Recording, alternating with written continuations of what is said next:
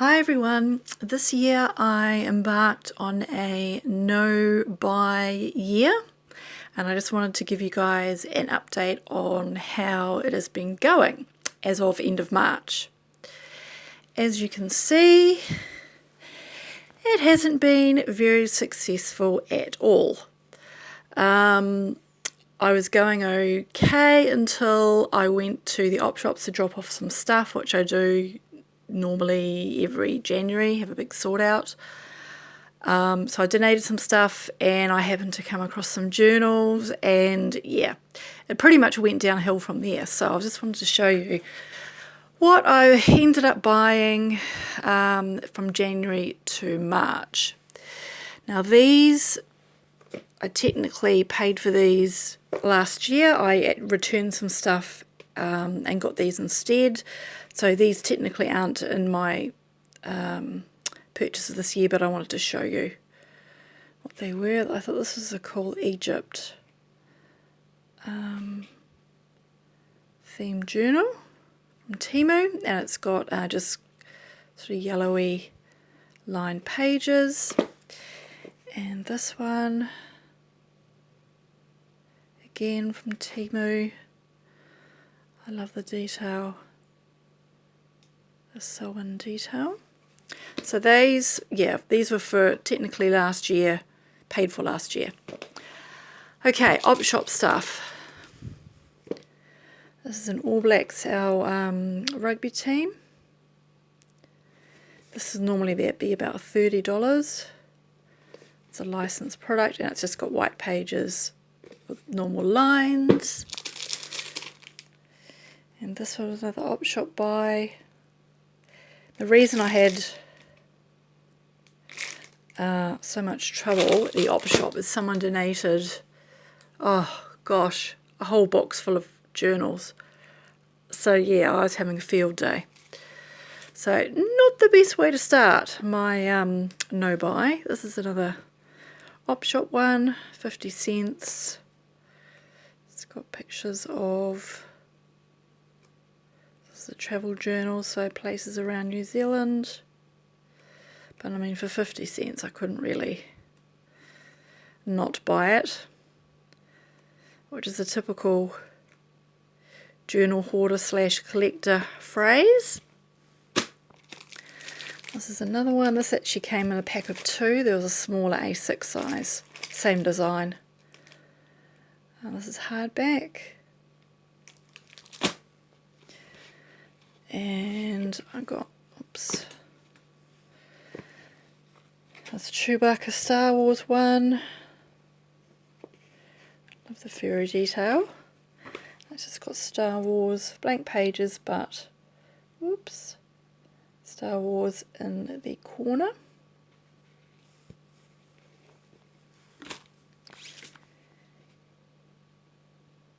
That's a cute little exercise book. Not sure where that's from. It was $7.50 at some point, but I think somebody must have purchased this overseas.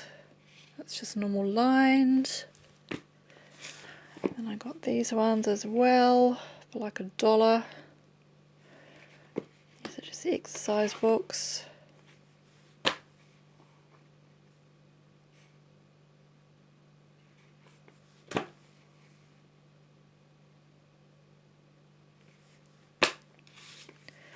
And these are beautiful as well. I love the detail on them.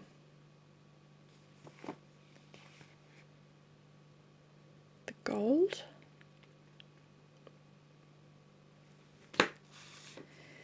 And then is the silver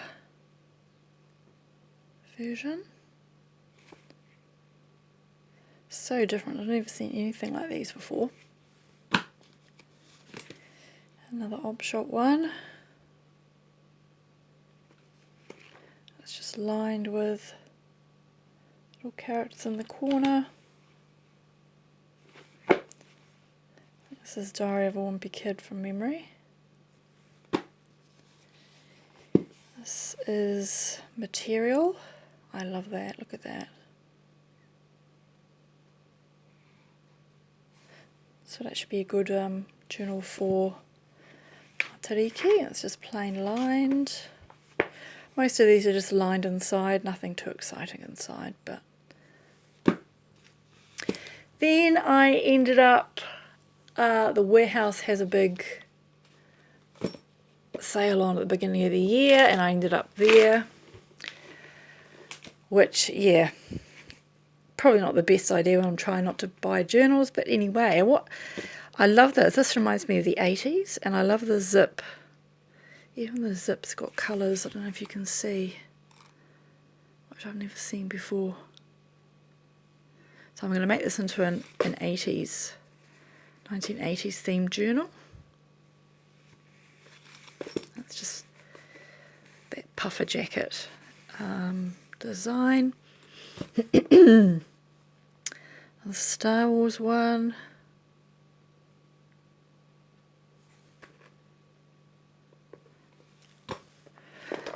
And this was on clearance too. This is so cute. Look at that. So the little zip. It's just got little footprints. But so cute. So cute. And then for the 100th anniversary of Disney, these are also on clearance.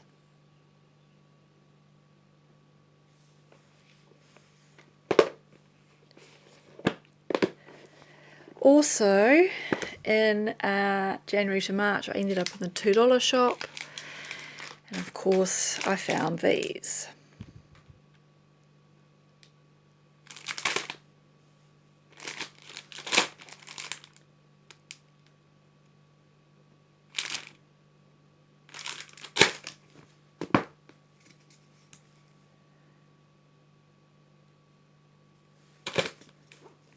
These were a series. These are hardback. These are so cheap for what they are. Got the same designs on the back. And sort of an arty themed. Really, I could have done without all of this rubbish at the top and that at the bottom, but that's alright. We'll just ignore all that.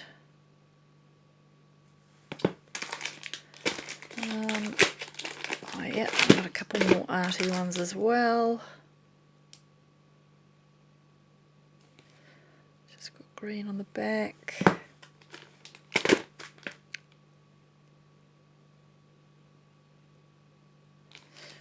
Another one.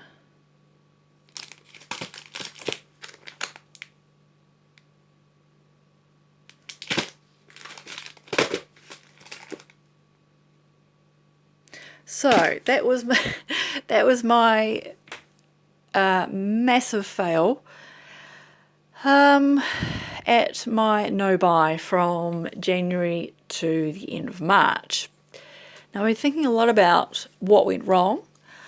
Back to school is always in early January, which is just everywhere you go, every store you go into, there's basically back to school stationery stuff. So trying to avoid that is tricky. And also going to, like I said, going to the op shops, the charity stores in January when everybody pretty much in this country clears up their house for the new year and drops stuff off. So going to op shops at that time of year is pretty much a disaster as far as trying not to buy stuff. So you're probably thinking, where have I gone from here? I pretty much, January was January was a disaster of the no buy. So then I thought, okay, I'll try to reset for February. February was a disaster, and I kept trying to reset January, February, March. And as you can see, it was pretty much a disaster. So then I thought, okay, going cold turkey, that's what I've learned, is does not work. Going from buying heaps of journals to none is just impossible for me. So in future when I try and do this, I think more of a staged buying less each month and basically gradually going down to buying nothing is probably a better way of doing it for me. What else have I learnt? I have learnt that buying journals or stationery shopping is pretty much my go-to to cheer myself up, and it's something fun to do when I'm bored. So that's another two things. It's pretty much a crutch, really, and I don't like the fact that it's a crutch, even though I love my journals and I love my journaling. Personally for me, I don't like the fact that I use it to deal with rough times. I think that I could pretty much, it's a better way of dealing with stress than going shopping for me. So from March, end of March, I reset again, and I will let you know how that went in my April update. Okay, so that's pretty much an update of how my no-buy went from January to March. Now my empties are over here. These are all what I used from January to March. I had lots of sort of pens floating around, and the reason I'm doing the no-buy and trying to use up as much stuff is because I'm running out of room. I live in a tiny flat, and I've pretty much got no room to put anything, and I want to use up as much as I can. I could pretty much open a notebook warehouse packed with journals, so I certainly don't need any. If suddenly there was, I don't know, something happened and no stationery was ever produced again, that wouldn't worry me, because I have more than enough to pretty much, I think, last me for the rest of my life, and probably another 20 years after that. So yeah, I've got hundreds of journals, and it's ridiculous, really. And sometimes I do look at them and think, holy heck, how am I going to finish them all? It gets overwhelming, and yeah, it just gets too much. But anyway, sorry, I've gone off topic. These are the empties. I've got pens galore as well, and I wanted to use them as well. Excuse me, losing my voice again. So I started off with, these are just normal Bic pens. These last forever. And these were just other New Zealand pen. These are charity pens. What's this one? This was a Chelsea Sugar Factory pen. This matches a journal that I used back in, I think, 2019. So I just finished off the pen now. This is just a pizza journal.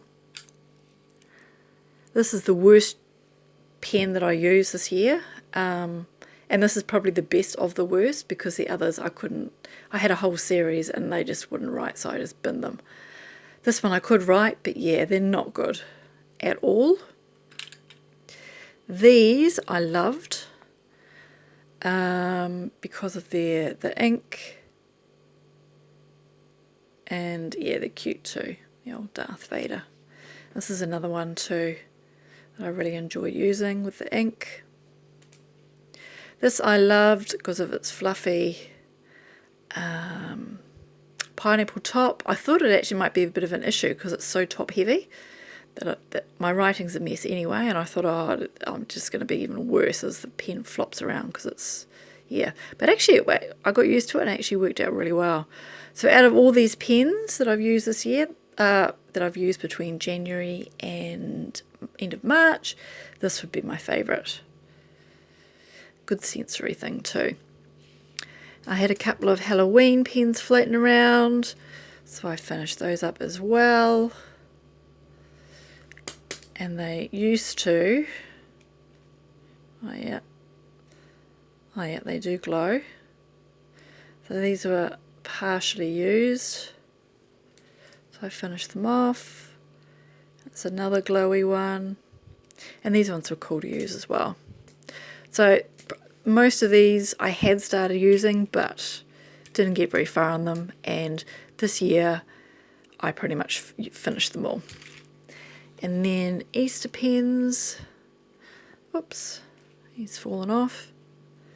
Easter pen that I used, and this one goes with my Easter journal. So they are all the pens that I used, and glue sticks, 5 large ones. Stickers, I use lots of odds and ends stickers, but as far as completed sets, these were Easter stickers, Temu, that I finished, and these were St. Patrick's Day stickers that I finished. These are the journals that I've completed this year. I'm going to do another video on that so far. Sorry, these are the... I'm not making much sense, I'm so tired. These are the journals that I've used from January to March this year. This is my current journal, which I've had enough of.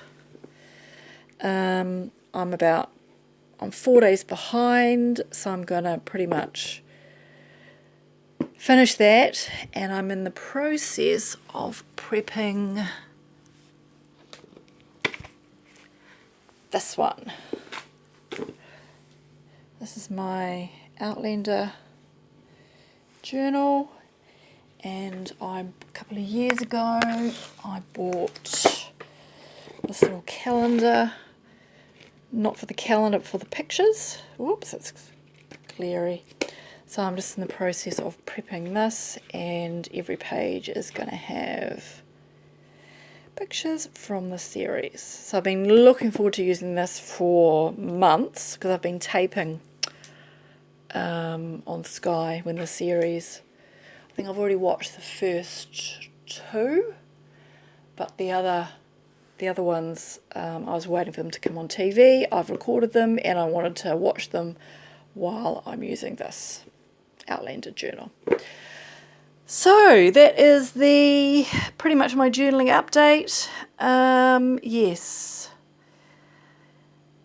So I will do an April journaling update as far as my no buy goes. I'll do that pretty much in the next week, at the end of the month, and let you know what I have completed, what was pens and things I've used, and how my no buy has gone.